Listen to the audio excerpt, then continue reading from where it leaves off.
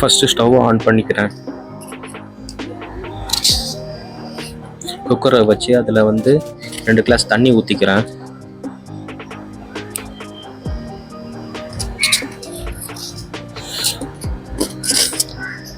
தண்ணி நல்லா கொதிக்கட்டும். கொதிச்ச தண்ணியில் வந்து 3 உருளைக்கிழங்கை வந்து நடுவில் வெட்டி போட்டிருக்கேன்.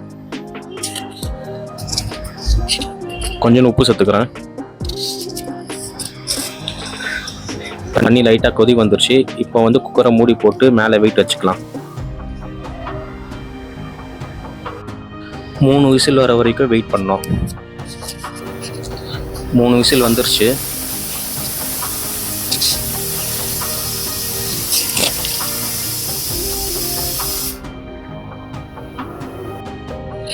ப்ரெஷர் போனதும் திறந்து பார்க்கலாம்.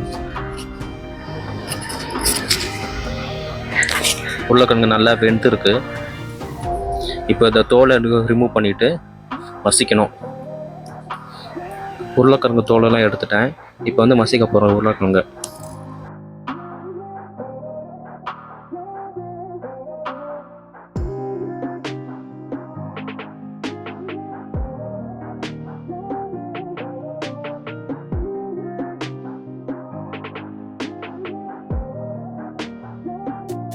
உருளைக்கிழங்கு நல்லா மசிச்சாச்சு. இதோட அரை கேரட்டு, கொஞ்சோண்டு பீன்ஸும் சேர்த்துக்கிறேன். ஒரு வெங்காயத்தை வந்து சின்ன சின்னதாக கட் பண்ணிட்டு வச்சுருக்கேன், அதையும் சேர்த்துக்கிறேன்.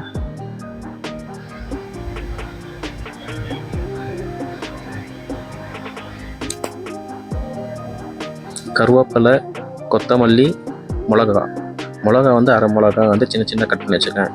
3த்தையும் ஒன்றா சேர்த்து போட்டலாம்.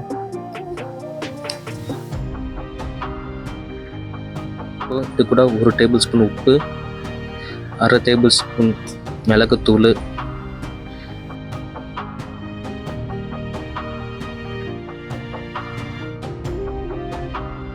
கார்ன் பவுடர் வந்து 100 கிராம் போடுறோம். இது கூட வந்து 2 டேபிள் ஸ்பூன் வந்து அரிசி மாவு போட்டுக்கணும். அதை போட்டுச்சு எடுக்கல. ஸோ நீங்கள் வந்து அரிசி மாவு போட்டுக்கோங்க. இது எல்லாத்தையும் ஒன்றா போட்டு நல்லா மிக்ஸ் பண்ணி பிழைஞ்சி வச்சுக்கணும்.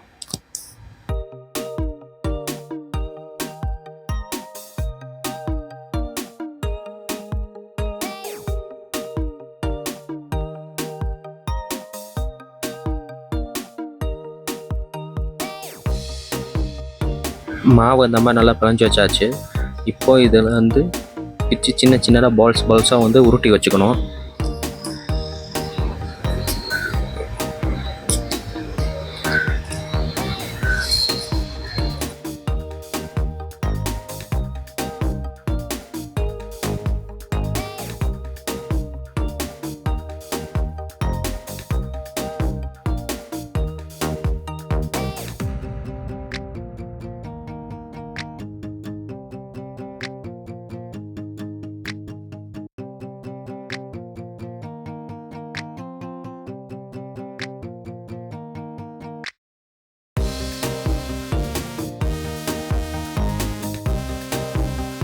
இப்போ ஒரு கடாயில் எண்ணெயை ஊற்றிட்டு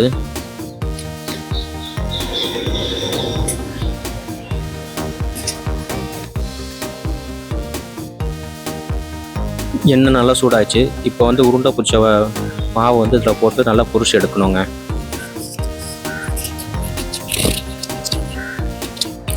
இது வந்து லோ ஃப்ளேமில் வந்து பொரிக்கணும்.